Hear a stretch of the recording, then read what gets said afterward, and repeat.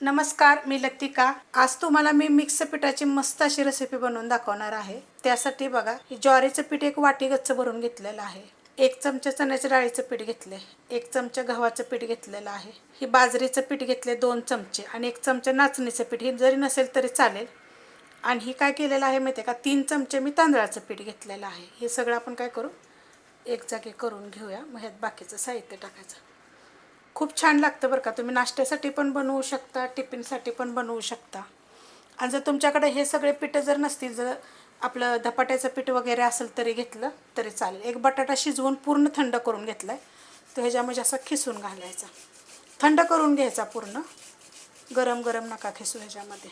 बटाटा खिसून घेतलेला आहे, त्याच्यामध्ये हळद टाकायची थोडीशी, छोटा 1 चमचा सफेद तेल, थोडासा गरम मसाला, थोडीशी हिंग पावडर, छोटा 1 चमचा जिरे धने पावडर, चवीप्रमाणे टाकायचं मीठ, थोडीशी टाकायची कोथिंबीर।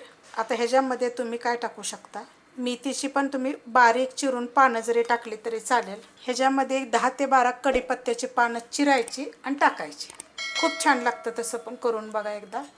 आणि कढीपत्ता खाल्ल्याला चांगला असतो, तर कशात ना कशात टाकून खायचंच आपल्याला। ह्याच्यामध्ये आलं, लसूण आणि मिरची, हिरवी जी मिरची असते ना ती लाल झालेली मिरची आहे, कारण की माझ्याकडे हिरवी मिरची नव्हती। आणि किती टाकलेली आहे तर मी तर 2 टाकलेले आहेत, तुमच्या तिखटाप्रमाणे टाका। आणि पोपटी कलरची आहे ती। साहित्य सगळं आपण टाकून घेतलेलं आहे। तुम्हाला अजून काय काय टाकायचे कमेंट करा, मी तुम्हाला सांगेन ह्याच्यामध्ये तुम्ही अजून काय काय टाकू शकता। पाण्याचा वापर आपल्याला बिलकुल करायचा नाही आहे। हे पहिलं काय करायचं माहिती आहे का, चांगलं मिक्स करून घ्यायचं, एकत्र एकजीव झालं पाहिजे। मस्त असं बघा मी मिक्स करून घेतलेलं आहे, सगळं एकजीव चांगलं झालेलं आहे। ह्याच्यामध्ये छोटा 1 चमचा तूप टाकू शकता तुम्ही, 1 चमचा तेल टाकू शकता, दोन्हीमधलं कुठलं पण टाकलं तर चालेल। थोडं थोडं पाणी घ्यायचं, पाणी साधंच घेतलेलं आहे। आणि आपल्याला हे घट्ट मळून घ्यायचं आहे। मस्त बघा असं मी मळून घेतलेलं आहे। आणि ह्याच्यामध्ये आपलं गव्हाचं पीठ कमीच आहे बरं का, म्हणजे जशी भाकरी कशी करतो त्याच्या पद्धतीत करू शकता तुम्ही, थापून बी करू शकता, जसं थालपीठसारखं म्हणा, धपाट्यासारखं म्हणा, जेवढं तुम्हाला लहान मोठं पाहिजे तेवढं तुम्ही करू शकता। मळून चांगलं घ्यायचं याला। आणि हे कसं आहे माहिती आहे का, ह्याच्यामध्ये आपलं बाकीची पीठं जास्त आहेत, गव्हाचं पीठ कमी आहे, म्हणजे चिकटपणापर्यंत असा असतो बघा।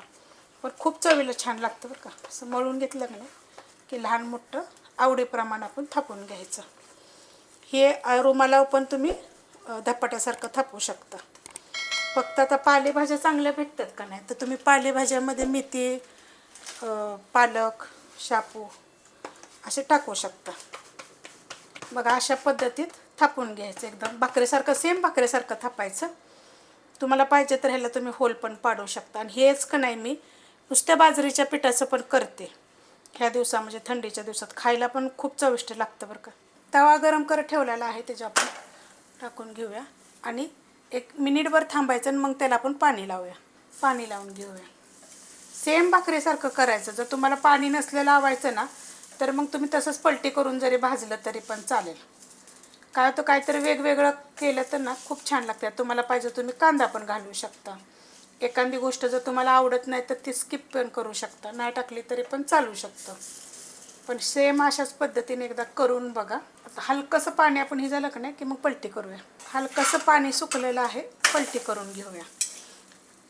ज्वारीचं पीठ बघा हे वाटी गच्च भरून घेतलं, तर बाकीचं सगळं थोडं थोडं घेतलेलं आहे। पलटी करून घेऊया।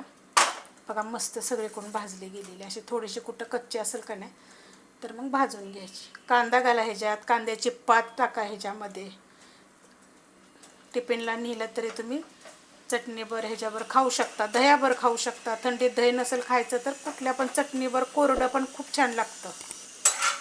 तर थोडीशी बघा अशी मध्ये कच्ची राहिलेली आहे, तर तिला अशी भाजून घ्यायची। बघ सगळीकडून तर चांगली भाजली गेलेली आहे। एकदम जेवढं होता होईल एवढं पातळ करायची।